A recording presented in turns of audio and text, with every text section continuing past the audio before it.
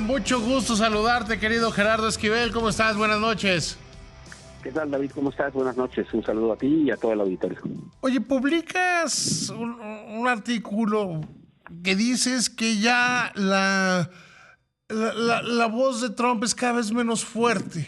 Me gustaría que platicáramos de eso, si te parece bien. Claro, sí, pues como estabas comentando con Ken ahorita, el tema de Trump y sus amenazas pues se vuelven cada vez menos creíbles, digamos, menos amenazantes en el sentido de que pues ya lo que iba a entrar en vigor el 20 de enero cuando él tomó posesión se postergó al 1 de febrero, el 1 de febrero se postergó al 4 de febrero, el 4 de febrero se postergó al 2 de marzo y ahora estamos hablando ya del 2 de abril. Y pues eso obviamente va restándole eficacia a la amenaza, porque lo que va revelando en realidad es que no necesariamente tiene interés en aplicar los aranceles, no al caso de México y Canadá, por lo menos. A China, como se sabe, sí se los aplicó, pero a nosotros, que somos sus principales socios comerciales y que somos parte fundamental de la estrategia de toda la región de Norteamérica para ser competitiva, pues claramente no está en su interés, posiblemente por lo que mencionaba Ken, posiblemente porque al interior mismo de Estados Unidos hay voces que defienden la integración económica y comercial que tenemos en la región, posiblemente porque Trump mismo sabe que los poner aranceles podría ser costoso en términos del impacto inflacionario y de bienestar para los consumidores estadounidenses, y eso afectaría pues a sus votantes. Por las razones que sean, el caso es que las amenazas del presidente Trump pues cada vez se diluyen más, cada vez tienen menos efecto en los mercados, y creo que pues pierde poder, digamos, de negociación. Pero nosotros tenemos que seguir haciendo nuestro trabajo. Nosotros, el gobierno de México, pues tiene que seguir haciendo sus esfuerzos en materia de combate a la inseguridad y de combate y de tratar de reducir los flujos migratorios, que es, a final de cuentas, lo que posiblemente sí le importa al presidente Trump y que tiene un interés específico en que avancemos en esa materia, ¿no? A ver, pero si va perdiendo voz, siempre queda el miedo de cuándo sí es, ¿no? O sea, de cuándo sí. O sea, si va a hacer algo. Yo creo que, por ejemplo, esto el tema de los aranceles, a él no le interesan los aranceles en sí mismo. Le interesan porque le sirven de palanca para empujar temas como la migración y el tráfico de drogas.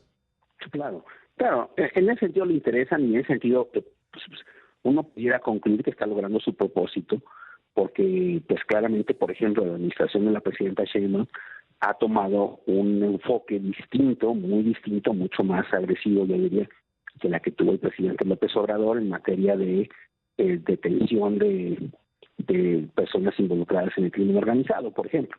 Entonces, sí tiene, está logrando ese efecto, que en parte es inducido por su posicionamiento, pero también es cierto que la propia presidenta Sheinbaum desde un principio manifestó, y sus políticas claramente señalaban una posición distinta a la del presidente López Obrador. Entonces, ahí se combinaron, digamos, yo creo, los intereses de los dos presidentes, y eso lo va a transmitir a su electorado como un triunfo, como un logro de su poder de negociación, que es lo que a él siempre le interesa, ¿no? Ser triunfante de estas negociaciones, de esta estira y afloja, y eso es lo que creo que el presidente Trump va a venderle a su electorado, sin que necesariamente pues nunca imponga los aranceles como tal, por el impacto negativo que eso tendría para su propia economía. Desde el punto económico, desde la planeación, ¿cómo vivir en este entorno?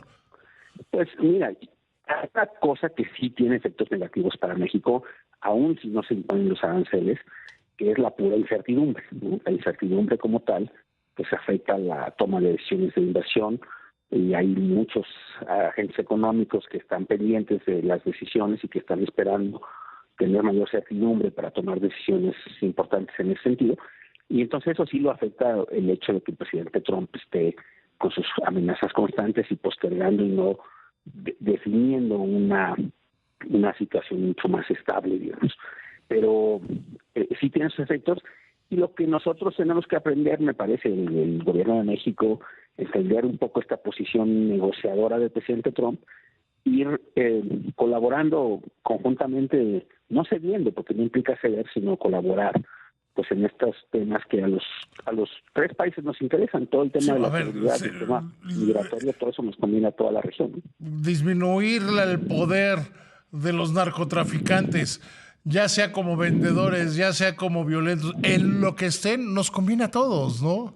Claro, por eso decía, yo creo que ese es ahí, es esta coincidencia, digamos, de intereses del presidente Trump de reducir el tráfico de fentanilo hacia Estados Unidos y el interés de la presidenta Sheinbaum de reducir el poder de los grupos de crimen organizado en el país, que, insisto, claramente esa señal se mandó desde un principio de su administración. Sí, se acabaron los abrazos, se acabaron los abrazos. Exacto, entonces yo creo que eso pues es una coincidencia positiva y que pues creo que puede tener efectos favorables para México, ¿no? Más allá de, digamos, que no se vea como una concesión a Estados Unidos, sino como una colaboración.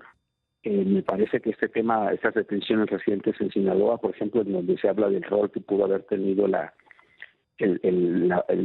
inteligencia que provenía de Estados Unidos, pues eso está bien. Yo creo que eso es lo que hay que fortalecer y hay que seguir profundizando en esas políticas, ¿no? Mira, por ejemplo, la determinación de carteles de terror a los 6 grupos de narcotraficantes mexicanos, decir que son terroristas internacionales, pues nos ayuda mucho más, porque ahora tienen que tener mucho cuidado los que venden armas, a quién se las están vendiendo.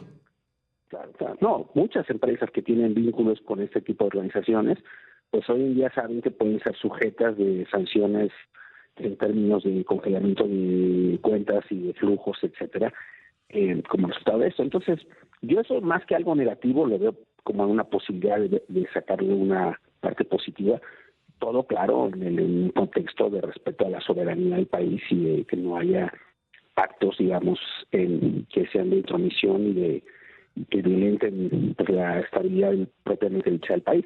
Pero en la medida en la que la colaboración y la inteligencia de Estados Unidos ayude a eso, pues yo creo que es bienvenido, porque el objetivo creo que es común y ahí podemos avanzar los tres países, en particular México, en colaboración con Estados Unidos. Mira, la presidenta Sheinbaum ha sido muy clara siempre en decir no a la intervención unilateral, sí a la cooperación. Entonces hay que entender que eso es lo que defiende la soberanía.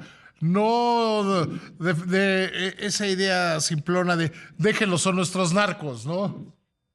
Exacto. Sí, no, yo creo que ahí esa colaboración puede rendir frutos y yo creo que es lo que hay que buscar y para eso sirve el mantener el diálogo y creo que en ese sentido también el que se haya mantenido la cabeza fría en los momentos iniciales de esta relación, creo que ayuda mucho, ¿no?